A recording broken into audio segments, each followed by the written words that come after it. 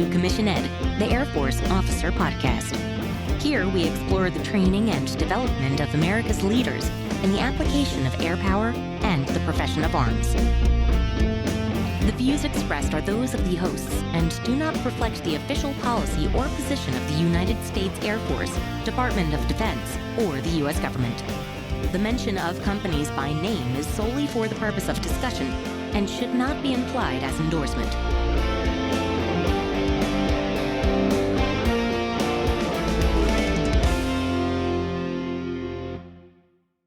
Welcome back to another episode of Commission Ed, the Air Force Officer Podcast. I'm Colin Slade, and today I am joined by Lt Col Fritz Glojek. Welcome, sir. Thank you. Happy to be here and humbled you guys would ask me to be here. Absolutely. Now, sir, you'd prefer to go by Plugger, right? So that works. We'll use that one. I imagine that there's a very interesting story behind that nickname, but for the sake of brevity and the fact that we don't have any libations here with us, we will forego that for another time and just use your go by Plugger for the rest of the episode, if that's all right. Sounds like a plan. All right. So by way of introduction for the audience here, this is the beginning of a series that we're doing on this podcast, revisiting the topics of what it is that the Air Force values in an Air Force officer, but from the commander perspective. And I want to thank you, sir, for joining us in kicking off this series. You are a squadron commander. That is correct, right? Yes. Yeah. So on that topic, let's just give you the opportunity to introduce yourself, let the audience know a little bit about what your experience has been in the Air Force, how you got to this point where you are sitting in a commander's billet, and lay the stage for the commentary that will come later about executing the mission and what it means to be in that role as a commander. Cool. Thanks, Colin. Again, thank you for having me here. My name is Lt Col Plugger Glojek. I am a 2006 graduate of the Air Force Academy. Okay. That's the class of spots. After that, I went to pilot training at Laughlin Air Force Base. Got to stay there for an extra 3 years and be a first assignment instructor pilot in the T6. After that, went to the A-10, and I've had 5 ops assignments flying the A-10 over the last 10, 12 years. Okay. Was lucky enough to go do the Blue Horizons. It's a little-known fellowship down at Maxwell where you get to try to do some small things to make strategic impact. And then was lucky enough to be invited back to Davis-Monthan to be a DO and now the 354th Fighter Squadron Commander. So no better place to be than leading the Bulldogs. Okay, so you've made the rounds a little bit with operations and flying the A-10. I'm assuming there's been a couple of deployments in there as well? Some time in Afghanistan and then quite a bit of time over in Korea. So I've spent over 3.5 years out in Korea, so kind of flown a lot of the Pacific from South China Sea up to Alaska. Okay, so needless to say, you have seen some operations. You've been involved in executing the mission quite a bit over the course of your career. Been fortunate. All right. Well, that's good because we're going to rely heavily on that experience on the back end of the rebroadcast, which we're going to cut to here in just a moment, and looking forward to hearing your take on what it means to be a commander and your responsibility in executing the mission on behalf of the Air Force. For sure. All right. So let's cut there to the episode on executing the mission. Welcome back to another episode of Commission Ed, the Air Force Officer Podcast. I am Colin Slade. And I'm Reed Gann, and we're your hosts for Commission Ed. We did an episode about the new line of the Air Force developmental categories. And in that episode, we talked a little bit about a memo that was sent out by General Goldfein to all of his wing commanders. And in that memo, General Goldfein outlined 4 things that the Air Force, or we as the officer corps in the Air Force, value in our officers. And today we are going to initiate a series of episodes in which we take a much closer look at those different values, the things that we value in our officers. The 4 values are: we value how an officer accomplishes or executes the mission. We value how that officer leads their people, how they lead airmen. We value how that officer manages their resources. And we value how that officer works to improve his or her unit. But today, we're going to focus on the first of those, which is executing the mission. We often use one of those really cliche phrases that you hear so frequently. We often say mission first. So I think it's important that we start there, Reed, with what is meant by mission and also what is meant by first so that we can better understand mission first. Yeah, thanks, Colin. So the mission is what we're doing this all for. This is the proverbial office space. What is it you say you do around here? What are we doing this all for? What is the whole point and purpose? And for the United States Air Force, the mission is defined in Air Force Instruction 1, TAC 1. It is the first instruction that we have. And it is the only thing up front of the mission on this document is an overview paragraph. So this mission statement is key. It drives everything we do. And the mission is to fly, fight, and win in air, space, and cyberspace. Wait a minute, Reed. Are you telling me that goofy phrase that we make every single cadet and officer and enlisted airman memorize is actually in an Air Force instruction?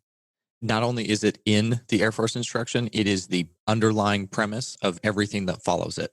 So yes, it is absolutely in an Air Force instruction, and it is the baseline for everything we do. That is fascinating.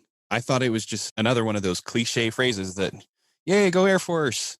Yeah, we print it on mugs and sell them.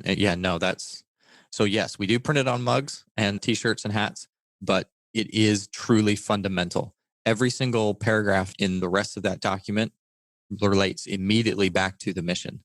The next one in that document is core values, and it shows how those core values help us accomplish the mission. Talks about the oath, how that helps us accomplish the mission, and it goes on from there. Everything we do must be tied back to this mission of fly, fight, win in airspace and cyberspace. Yeah, that's really important. Thanks for pointing that out. And also what we do in the Air Force, that flying, that fighting, that winning in airspace and cyberspace must always also be tied back to the even bigger picture than just what we do in the Air Force. And that bigger picture is known as the National Defense Strategy, or NDS. Yeah, the last one came out in 2018, and encourage anyone who's not familiar with it, go ahead and Google that and pull it up. It'll be an insightful read. It provides the background for everything that your Department of Defense is focused on and thinking about. It directs all the manpower, it directs all the money, all the effort, all the force that is projected downrange towards our enemies, and anything that we do in the Air Force, whatever that quote mission is, must always tie back to flying, fighting, and winning in airspace and cyberspace, as well as the support and accomplishment of the National Defense Strategy. This will look different to every airman every day. Even some of us that are doing the same job, it will change over time. The way we are accomplishing the mission, the way it fits into the bigger picture. But the key is that all of those efforts collectively accomplish the overall objective. And as an officer, it's one of your primary responsibilities to not only ensure that what you're doing ties to that overall objective, but that also you can help communicate that to your folks. Sometimes when your head is down and you're in the weeds, you're not really sure how this ties to the mission. And that's one thing that a good officer can do is they can tie it back to why this matters. And it can really help your folks out when, like I said, sometimes they're putting in the hours and they're not really sure how this makes sense. Along with that, something to know is that if you are doing something that doesn't make sense, your people are going to see right through it and they're going to call BS on what you're doing. Now, sometimes you have to help explain to them what it is and why it matters that they're doing it. But if you can't do that, you can't do that well, maybe that's something you need to stop. Absolutely. Yeah. Up and down the chain, everybody has to understand what it is that they're doing and why they're doing it. If they can't, then it makes it very difficult to accomplish a mission because obviously you and they don't know what the mission truly is. So Colin, we've talked about what the mission is and a little bit about why it's important, but what does it mean that it's first? Well, you kind of hit on it already in that in 1-1, it is first. It's the first thing that is outlined in our Air Force instructions, in our doctrine. It's the first thing that we attend to. It's the first thing that we focus our attention and our efforts on. But in a day-to-day context, we have to understand what that truly requires. That it's not just a trite phrase. It's not just, oh yeah, I woke up today and I went and accomplished the mission. Sometimes it requires far more than just showing up to work. Sometimes it requires extreme sacrifice. This may mean time away from family. We talked a little bit about that in the short episode about being away from family for Thanksgiving or for other holidays. Sometimes it requires late nights or shift work. I have been called in on the weekends more times than I care to count. I have spent more time in my job than I care to admit. And that's time away from my family. That's time away from things that I enjoy, things that I want to do or accomplish, all because I believe in and have obligated myself to accomplish the mission for the Air Force. Yeah, that's great. Just to go back to Air Force Instruction 1, TAC 1, paragraph 1.5 talks about a way of life. And it kind of sums up really well everything that you have mentioned. Just want to read a couple things here. The mission must be accomplished, even at great risk and personal sacrifice. Airmen are always subject to duty, including weekends, holidays, while on leave. If ordered, you must report for duty at any hour, at any location, and remain as long as necessary to get the job done. And it goes on from there. I think you really captured that really well. Sometimes getting the mission done means personal risk, whether that's physical, emotional, mental, social. You can be put in danger in all of those ways. I know myself, I have done, seen, learned, experienced things that I wish I hadn't. Not many, but there have been some. But that's the cost of doing what we do. And we know that at the time we sign up. And I think it's important to highlight that this is a way of life. This isn't just a job. I know we've talked about this in our previous episodes, but it's so important to highlight again here in the context of accomplishing and executing the mission, that taking care of the mission, accomplishing the mission is a way of life. It's not just a 9 to 5. You show up and you leave when the clock strikes 5. No, you leave when the mission is done, or when you have done as much as necessary to enable the continuation of the mission. Obviously, there will be times where you have to, take a step back away from the mission, because you can't work 24/7, 365. Obviously, we understand that. But if the mission requires it, you must sacrifice your time, your talents, your very life, if that is what is required. Yeah, sometimes the mission is taking care of people, right? We've all been required to show up for what we call mandatory fun events, that the purpose and intent of that event is to take a break. The purpose of that event is to connect with your peers in a more social environment, to have a more relaxing afternoon, you name it. But you've got to get the mission done. And even that morale event or whatever is with the purpose of further enabling you to, at a time and place required in the future, is to get the mission done. There has to be a balance. You simply can't throw your people into the buzzsaw that is operations and expect that there will always be another person to throw the problem. That is the challenge of leadership. And if you are leading your people well, I can promise you they will get in line, thump their chests and run into the buzzsaw, screaming with their best war cry. And I've seen it. I've been part of those units. I've also been the other way, and in units that drag me kicking and screaming simply because they weren't leading well. Both sometimes are required. It all depends on the situation. But yes, all those things help us understand and realize this idea of mission first. So just to summarize, Reed, the mission is to fly, fight, and win in airspace and cyberspace. That is what we do in the Air Force. And we do that first. We do that before anything else. We take care of the mission before we do anything else. So now the question is, Reed, why? Why do we put the mission first? Why is it so important? Without trying to sound facetious or reductive, the bottom line is we cannot afford to fail. The cost is simply too high.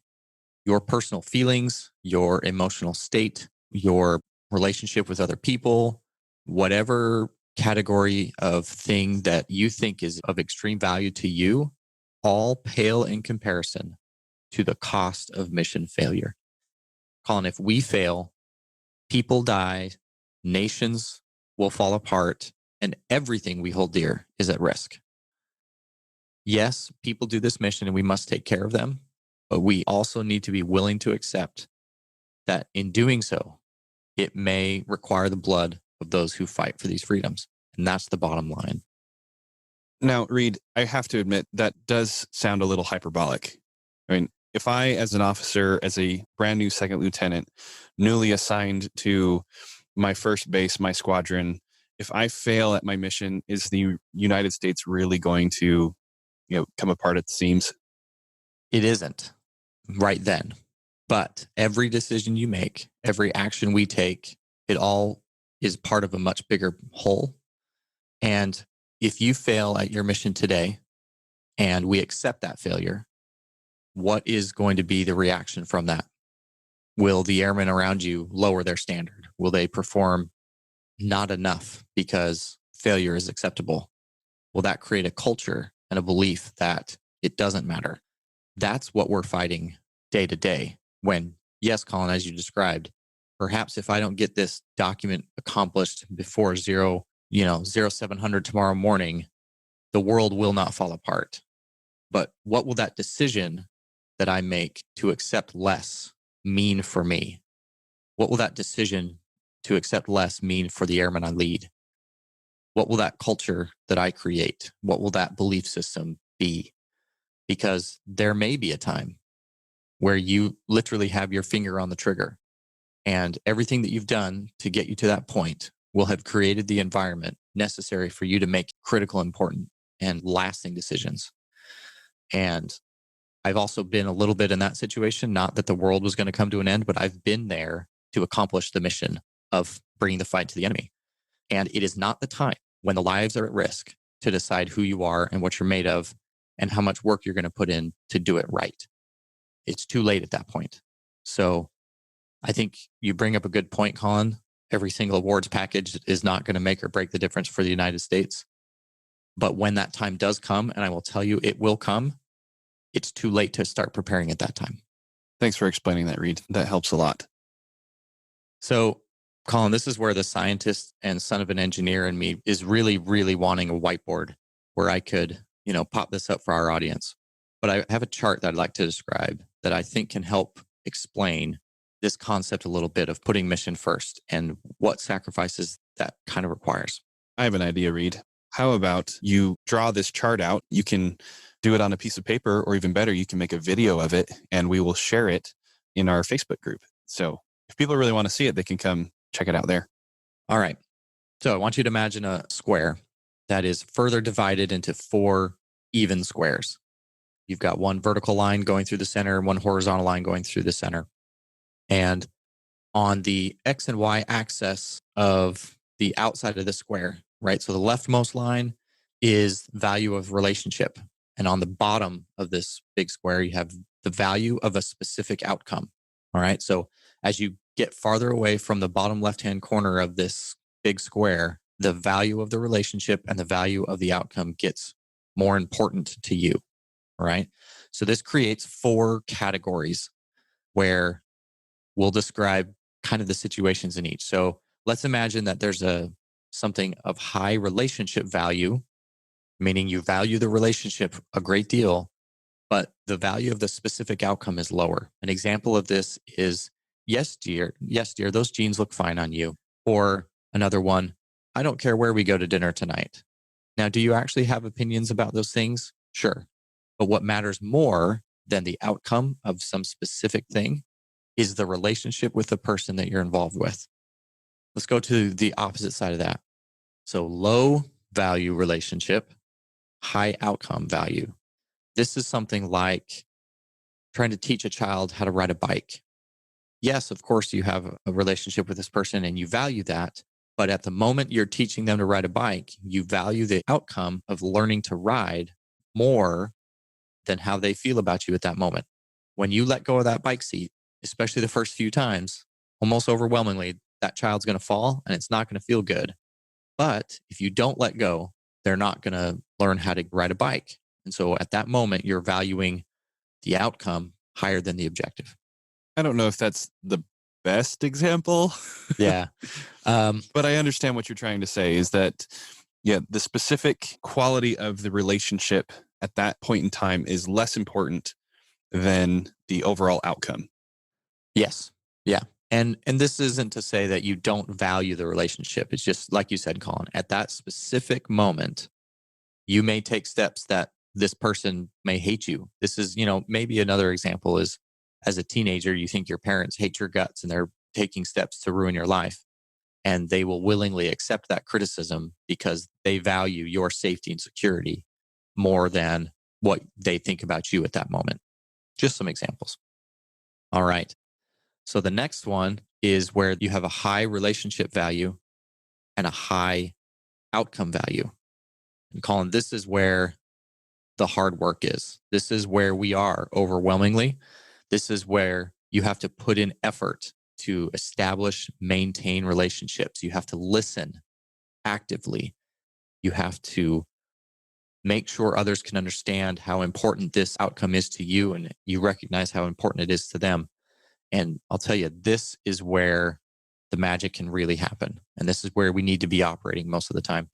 An example of this is when, as a leader, you have a deep, profound care for someone, but they're failing to achieve the objective. You have to come up with a way to counsel this person, to get them in line, to get them back on the same page without distancing them in a relationship. And this is tough. Do you have any good examples of anything in this category? Yeah, I liked what you were hitting on earlier about this being the place where you have an underperforming airman or officer that you're responsible for, or even a civilian. And as a supervisor, need to exercise some really effective leadership.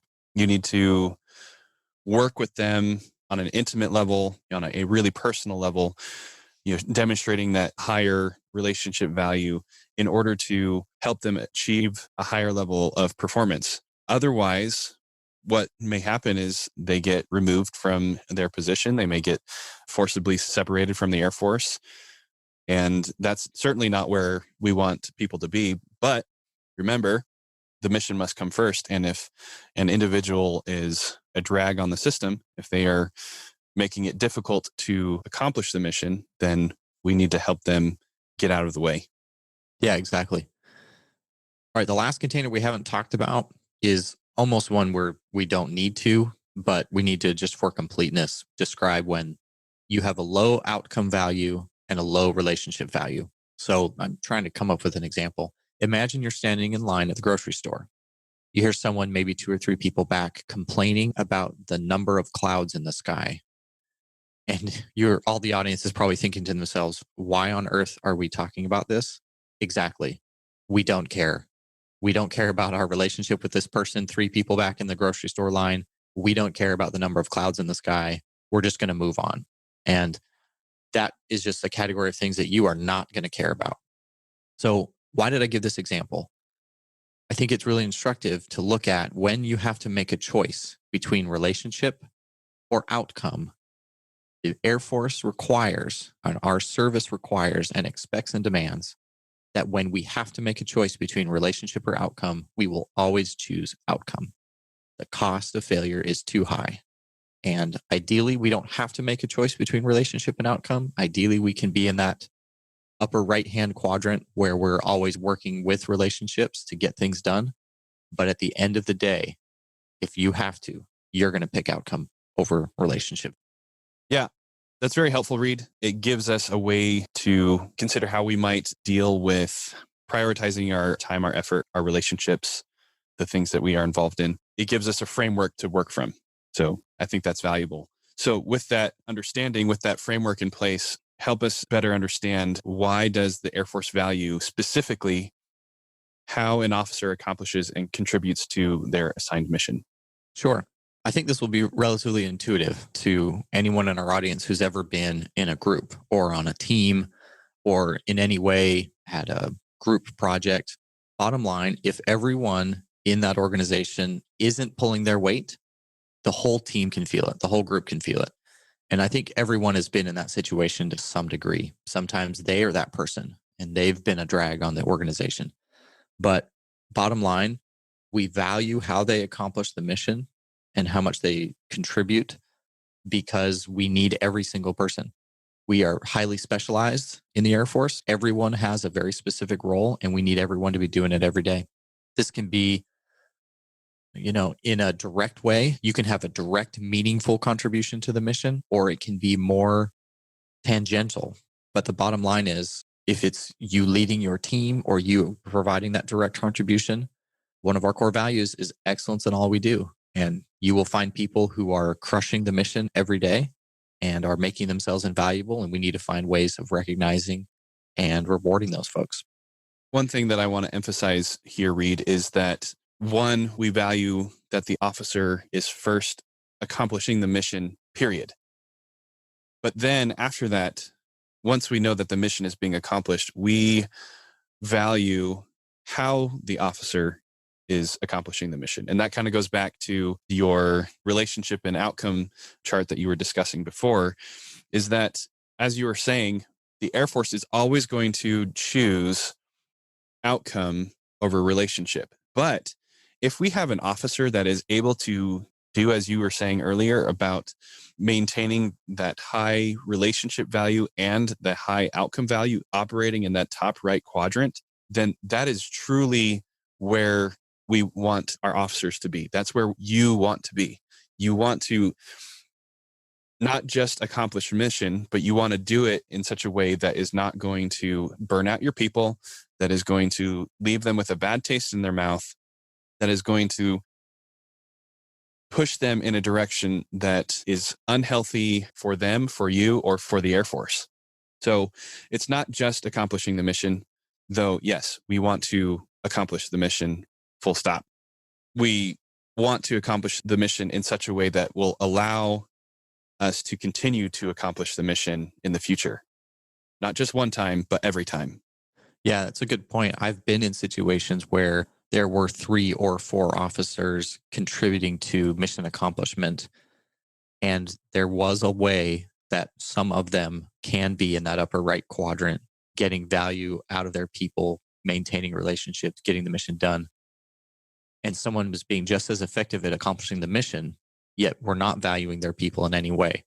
And so I think that's a really good point to bring out, that we want to value and encourage and reward those who are in that upper right. That's definitely, the graduate level leadership. That's definitely the big leagues. Yeah. And that all plays back into what we've discussed previously about this is how an officer gets promoted, because this is one of the things that we value. If you want to get promoted, the Air Force needs you to accomplish the mission. But if you want to get promoted, accomplish the mission. But if you want to stick around long enough to where you are in a position and have the reputation and the social capital to make some real significant changes and truly help the Air Force further its goals, then you need to be operating at that higher level. John Boyd, one of the myths and legends of our Air Force, put it this way. He said, you can either be somebody or you can do something. If you want rank and position, that's being somebody. But if you really want to have an impact, you got to do something. That's what you're talking about, Colin, right? We got to be in that place where we can actually make an impact on the mission. Yeah. So let's actually share some stories here from our experience about mission failure or mission accomplishment. I've got a good one that I want to share from my time as an instructor at Air Force ROTC field training. The situation was that I was running in the obstacle course. And in this obstacle course, the mission assigned to the cadets is to carry this intel container through the obstacle course. And while they're going through the obstacles, they have to gather additional intel and reach the end of the course, unscramble the message, and deliver the intel container to its final location, right? The most common outcome for this particular obstacle course is that cadets would get to the end, usually wouldn't finish it. So they would run out of time because they weren't working together. They weren't staying focused on using their strengths and making sure people were contributing fully to the mission. But even if they got to the end, usually what would end up happening is they would run out of time there, and without unscrambling the message and delivering the intel container to where it's supposed to go. But usually what would happen is when the time would run out, they'd be super excited that they got to the end of the obstacle course, and they would congratulate each other on getting to that point. Yeah, they would say, okay, we didn't finish the mission. We didn't get the intel to where it was supposed to go. But we got to the end of the obstacle course and we had a great time doing it. We worked together, yada, yada, yada. And that had happened. I'd seen that conversation play out multiple times. And I got to a point where I was just like, I've had it. I can't listen to this anymore.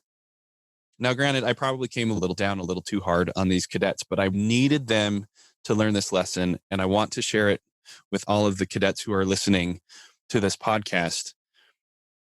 It is not okay for you to fail your mission. If you fail, accept your failure. Do not get to the end of the obstacle course or whatever the scenario, group leadership project, LRC, doesn't matter what it is. If you get to the end and you failed, do not say it's okay that we failed, because it's not okay. It is not okay for you to fail. You need to accept the responsibility for that failure, recognize why it was that you failed, and make plans, take steps so that in the future you don't fail. Like the Air Force mission that we were talking about at the beginning of the podcast, when we say at the end of the Airman's Creed that we will not falter and we will not fail, we need to mean it. We need to be true to that statement and that sentiment. We will not fail because the cost is too high. And if we accept failure, as you were describing earlier, Reed, we start to build a pattern and a habit of mission failure, of accepting that something other than mission accomplishment is okay. Now, I know that is a little bit of a downer, and that's not where we want to end. So, Reed, pick us back up again. Show us what mission success looks like and why it's a good thing for the Air Force. Sure thing. This is a story from my time at the Combined Air Operations Center, the CAOC, at Al Udeid in Qatar back in 2014.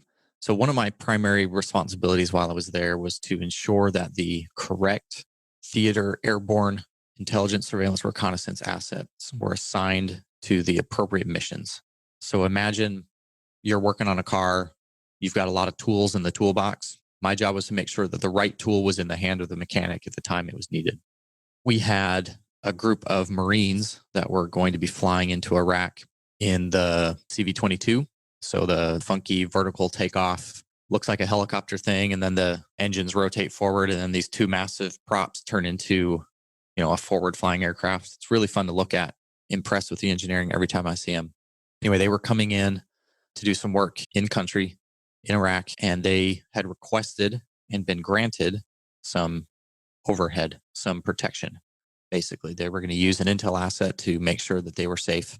They were not going to be in danger of anything. And that's one of our primary responsibilities, not only to find the enemy, but to protect the people that are out there doing the fighting. And this activity, right, the allocation of theater aircraft is both an art and a science. And a general officer, all well-meaning, I'm certain, had requested and been given a very specific asset. The problem was, to those of us in the group who this is what we do every day, we knew that this was not the right asset for a variety of reasons. It wasn't the right tool for the job.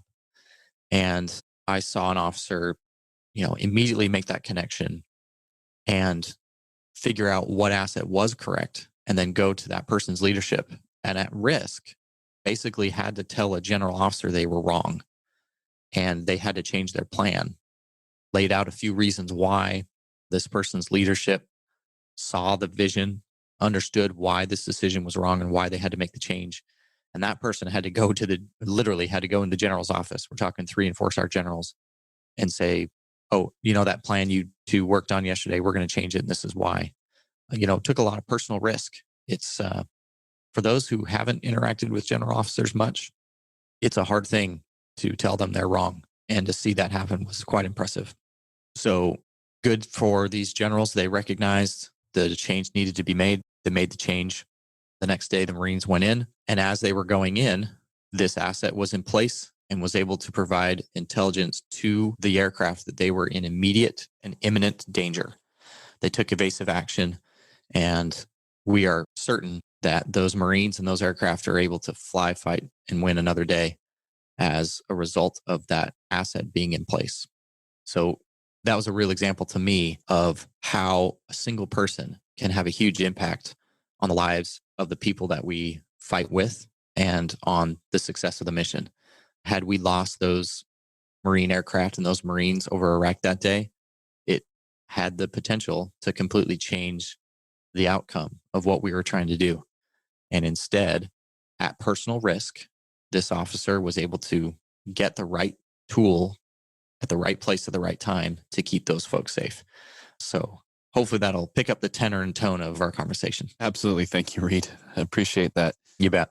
And to wrap things up here, whether it's you as an individual, as Reed has described, at personal risk, being the one to ensure the accomplishment of the mission, or whether it's you leading a team, or whether it's you providing the direction and the resources and the training to a team, or being given direction from above and being part of that team, the focus must remain on accomplishing the mission. That's what we're discussing here. And that is the first value described by General Goldfein and outlined in AFI 1-2 of what it is that we value in our Air Force officers. So if you want to be a part of this profession, if you want to pursue this lifestyle, this way of serving others and serving our country, you must maintain that focus on mission accomplishment. In Secretary Mattis's latest book, Call Sign Chaos, he describes the importance of this when he had imbued this vision of first do no harm when he was leading troops in Iraq. It was a complicated situation, complicated setting. You have civilians integrated with the enemy, and it was a really tense situation. And he recalls, not only in his book, but in an interview with NPR in September of this year, watching his Marines put themselves at great personal risk to accomplish the mission, yet keep this vision alive of first do no harm. And what a humbling and amazing experience that was for him. And it left an impression on him that'll last forever. And that's the impact that we can have when we're accomplishing the mission that we've been tasked to give and maintaining the high ground and the credibility of the force that we're projecting. That is how our nation will win. Sounds awesome. Definitely something I want to be a part of. And thank you, Reed, for providing your expertise and your knowledge on the matter. And we hope that it has been useful to our audience, especially those that are already commissioned or looking to gain a commission as an Air Force officer. If this podcast has been useful to you, we encourage you to share it, as well as to leave us a rating or review, engage with us on the social media platforms. Make sure that you go join us on the Facebook group so that you can see Reed's whiteboard lecture and learn at the feet of the master there. Also, if you have any questions, you can send those to airforceofficerpodcast@gmail.com or direct message us through any of the social media platforms that we're on. Anything else that you want to say, Reed? Mission first. And hopefully soon we'll talk about people always. Absolutely. Thank you for listening to this week's episode of Commission Ed. All right, sir. So now the audience has had a chance to listen to the discussion that Reed and I had about executing the mission, how it's outlined in AFI 1-2, Commander's Responsibilities. Obviously, when we did the episode, we were talking about officership in general. But now it's really important that we look at it from the commander's perspective. And so I want to give you the opportunity to share your thoughts here, what it means to be a commander, what is the commander's responsibility toward the mission, how do you go about carrying out operations? Just help us as an audience understand how you are seeing things from your seat. So from the commander's perspective, I think it's important to understand first the difference between duty and responsibility. Okay. So we all take the oath that will well and faithfully discharge the duties of the office upon which we're about to enter. But really, when I think of a duty, it's basically an assigned task, right? Or a series of assigned tasks. But when I think about responsibility, I think of all the tasks that you are accountable for or answerable for, but you don't necessarily even perform them yourself. Right. So if you're a cadet or a young CGO, young company grade officer, your duties are probably starting off pretty small, pretty clearly defined. You're told what time to show up. You're told what to wear, all of those type of things. And then because those are pretty clearly defined, you can usually work harder to get through them, right? So you can stay later. You can come in on the weekend. You can fix some problems. I think of it as, for me, if I was struggling in pilot training, It means you need to like prepare more, study harder, chair fly more, and be ready to go. For other people, maybe you're behind on paperwork and you can just stay later to catch up. You can triple check it before you turn it in this time. You can work harder and work longer hours. As you become a little bit older and become a shop chief or a flight commander, I think you can even often make up for some of your flight's imperfect work by redoing it or, whatever you need to make sure that the product you're elevating is the best that you can. Once you get to be a squadron commander, there is no way that you can understand or accomplish or check or evaluate all of those tasks that your squadron is doing. There's just no way. Right. So I've told people before that taking command can feel like going out of control because like, where do you start, right? There are all these things that we're required to do. So the kind of the book answer is that for me, you start with the design operation capability statement, right? The doc statement, and kind of look at some of those essential tasks in there. All of that is often secret and kind of ambiguous and has a whole bunch more acronyms associated with it, right? Sure. But as an example, in a fighter squadron, you may have a list of missions that you're required to be able to perform. And on there, it would say like, you're required to be able to perform air interdiction.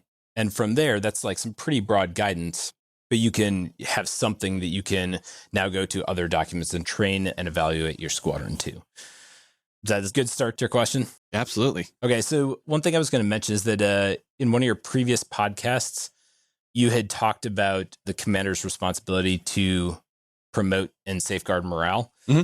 And I think it's really important that you think about executing the mission in terms of that. Okay. I know you guys had kind of gone off and talked about like some of the chili cook-offs, and those things are nice, but I think the main point of it is that morale is highest when you're executing the mission and when your airmen are believing in that mission that they're executing.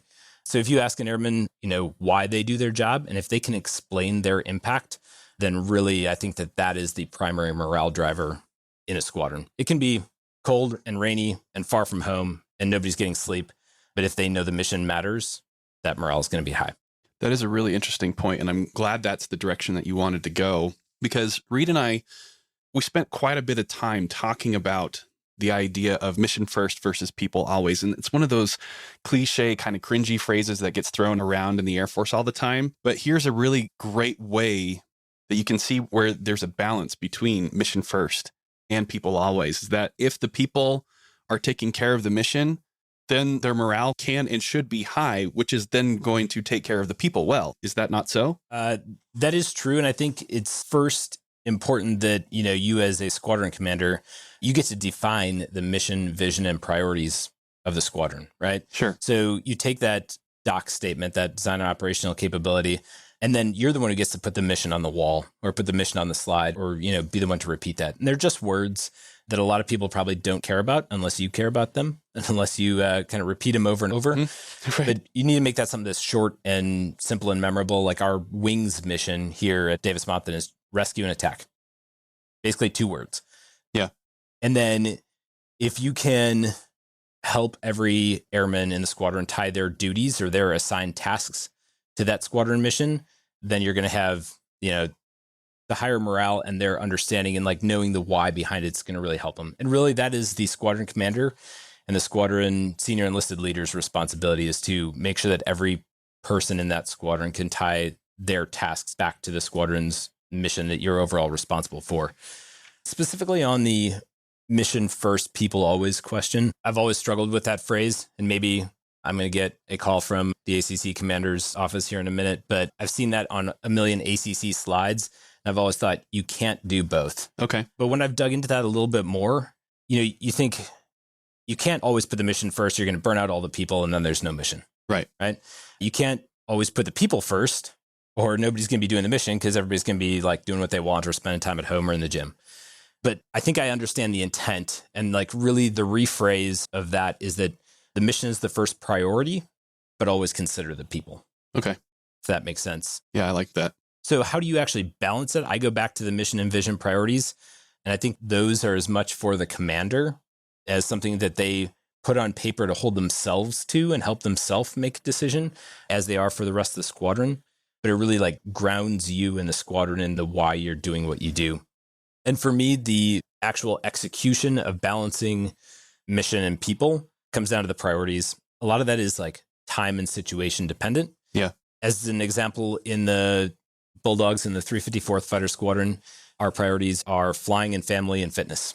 So 3 simple words. Flying is the mission, right? So we are going to develop, deploy, and deliver attack air power. And that is what we train to. And that is why this fighter squadron exists. So that goes back to like, are we training to the right things, to the right weapons and tactics? Are we evaluating the right weapons and tactics? And then family. So that's kind of like it's the first half of the people side, right? So both your blood and your squadron family, whether you stay on active duty for 4 years or 40 years, hopefully you're going to still have your family when you leave. Right. And the Air Force will be like a slip of paper or, a shadow box in the corner. So at the end of that, your family is still going to be what's most important. So the third is the fitness. So, your physical, mental, intellectual, spiritual fitness that we need to think about. And being able to like set those priorities is the commander's responsibility. And I think a lot of people do that well. The thing that I have tried to focus on is really not only listing out those priorities, but reminding everybody where we are in terms of those priorities. So if you're deployed, that mission's going to come first. Maybe you're at red flag or green flag, like that mission's going to come first. The expectation is you may have to work a 24-hour day at some point just because that's what's required. Right. You may not get to call home tonight because you're working.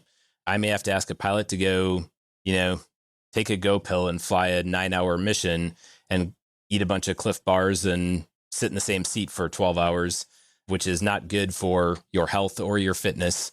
But that was what was required for the mission. And I think you have to realize that on the backside of that, there's some reconstitution that needs to happen. Right. And then there's times like, we just had the holidays. So right around Christmas and New Year's, like let's throttle back on the flying piece. Yeah. Let's let that mission take a back seat for a week or two.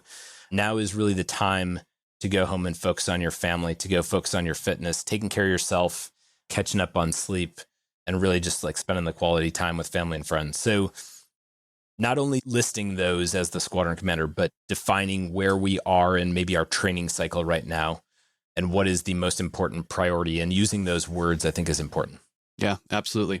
You've outlined some really great principles, and I wonder if you can give us some examples where you've seen those things played out successfully or maybe leading to the failure, because failure can be very instructive, right?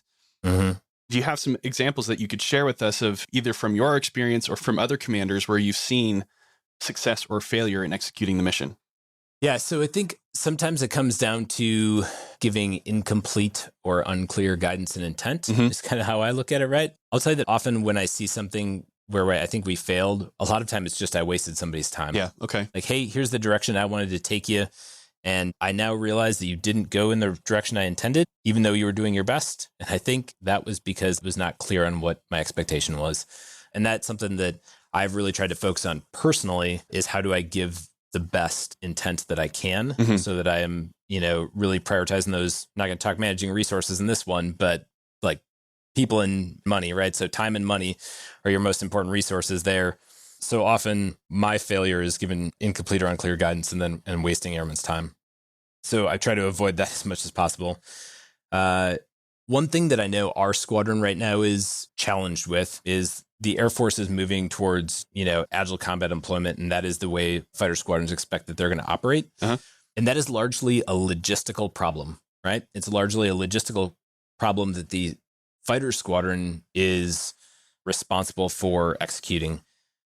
And for us, knowing that that is how we're going to present forces in the future, but also knowing what our essential tasks and our missions are, trying to balance the focus there, right? So I have definitely taken us to exercises, set some targets, gone to the exercise, and guys come back and they're like, boss, tactically, that was not very good training. And a lot of that was kind of a waste in terms of the tactics side. Or we'll go other places and we'll get really good tactical training. And then we're like, yeah, we didn't really focus much on ACE, and that's how we're going to present forces. So how realistic was it? Right. And so that is one of those things where the commander needs to zoom out and go, how can I optimize both of these things? And then be really, really willing to listen to the feedback of your flight commanders, and your weapons officer, and your DO. That's really important. Yeah, I can't agree more. I can't reemphasize that point enough, that when you are in a position of leadership, obviously I've never been a commander, so I can't speak from that perspective specifically, but as an officer, you can't do everything. And that's kind of the point of this episode, is that there's no possible way that the squadron commander or the DO or any one officer can do everything that is required by the squadron or the flight or the mission order or whatever the thing is. And so you have to rely on other people and then close the feedback loop, get their feedback on what was good, what was bad, and how to do better the next time.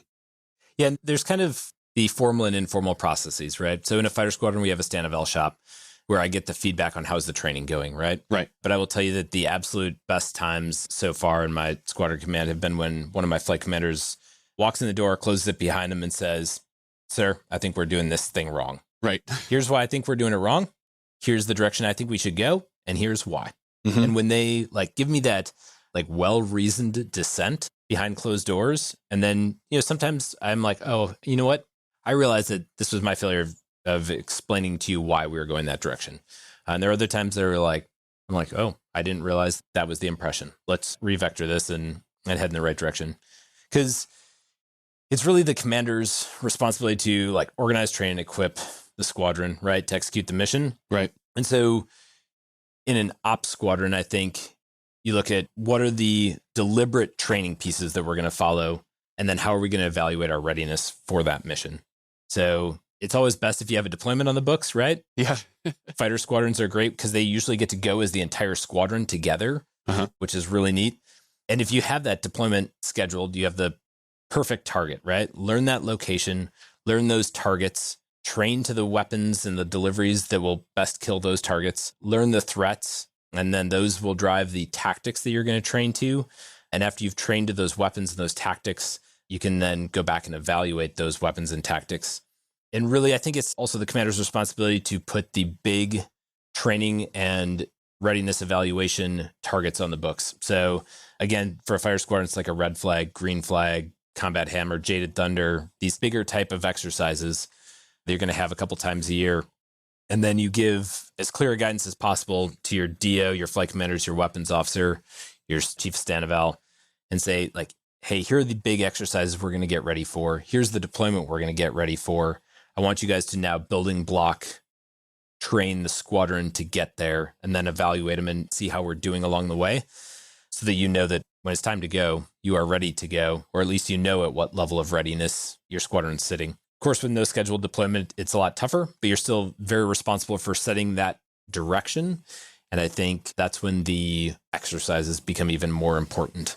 Yeah. And bringing this back full circle to what you said earlier about the morale in executing the mission, when your people understand what it is that they're training for, it's that much easier for them to see the purpose in the training and be ready for the actual execution of the mission in the exercise or on the deployment, and have their morale be even that much higher because you prepared them well along the way. Exactly. And really, you need to kind of repeat the why, right? So unfortunately, you see some wing exercises where it's oh, why do we want to do well on this? So we don't get downgraded. Right.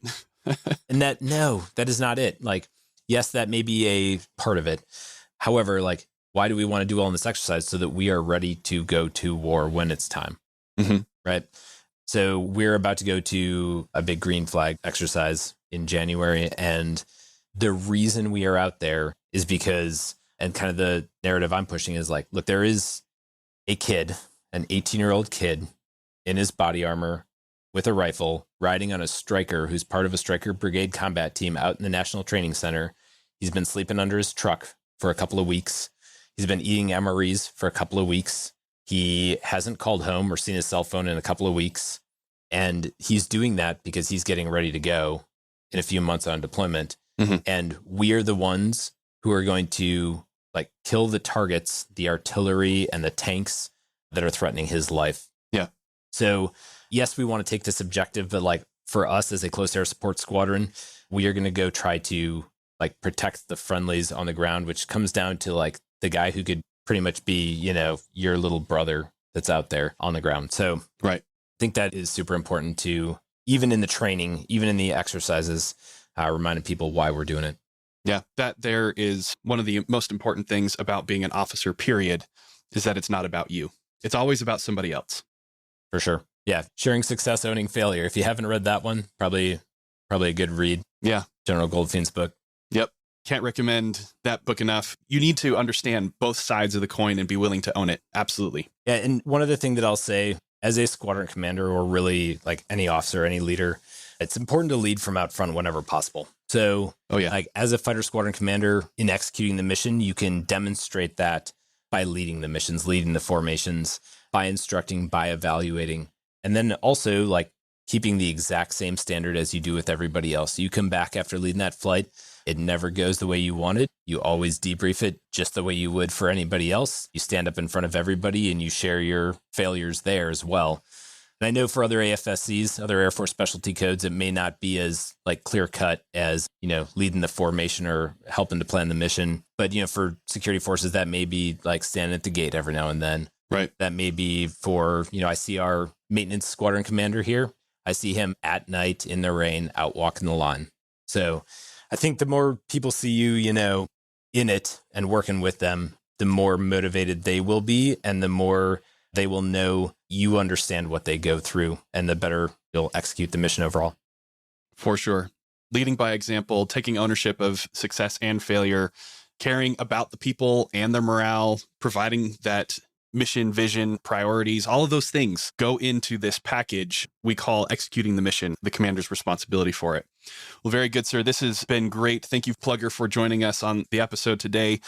If there's anybody out there who wants to get in touch with you because they want to pick your brain a little bit more on what it's like being a squadron commander for a fighter squadron, flying the A-10, maybe they want to know about the Agile Combat Employment or the ACE model, how should they reach out to you? How would you like them to get in touch with you? I'd say just find me on the global. There's 3 Glojeks out there. Okay. I'm the one whose first name is Gary, and I'm in the 354th Fighter Squadron. The other 2 are my wife and my little brother, so. Awesome. You'll get to us if you send an email to a Glojek. Okay. And if they can't get access to the global, they can just send an email to us at airforceofficerpodcast@gmail.com, and we'll be happy to forward that on to you. Sounds great. All right, sir. So you've heard a number of our episodes. We usually end with the question about what it means to be an officer. We're going to change that just a little bit for you since this is a series about command perspective. So final question to you, Plugger. What does it mean to be a commander? Let me think about that for a minute. For me, being a squadron commander is all about responsibility. So taking responsibility for all of the good and bad that goes on. And then outside of that, really setting the direction, the culture of the squadron so that everybody is going the same way and understands the mission and understands the way that we're going to execute it as a team. I love it. Thanks, Plugger. I really enjoyed being able to hear your perspective, learn more about what it means to be a commander, be responsible for executing the mission. Is there anything else that you want to leave with the audience before we get out of here? I'll leave you with a couple of book recommendations since I know you guys are all about the professional reading list. Oh, yeah. For one, I'm going to agree with you on The Mission, the Men, and Me. Uh-huh. That is one that should be essential reading. And then Turn the Ship Around. Okay. So L. David Marquet is the author. He's a submarine captain. And to me, that is the kind of defines the mission command culture and the leadership culture that you want. So the one big takeaway being he taught his team to stop asking for permission to do everything, taught them to say, I intend to execute this way. So you get people involved and people proactive in the mission and not thinking that they always need permission, but knowing that they're going to do what they think is best and then letting you know before they do it a lot of the time so that you can just kind of re-vector them if you need. But those are 2 that I think everybody should read. All right. Very good. Lieutenant Colonel Fritz Glojek, thank you so much for joining us. Plugger, it's been a pleasure. And thanks to you, audience, for tuning in today. That concludes this week's episode of Commission Ed.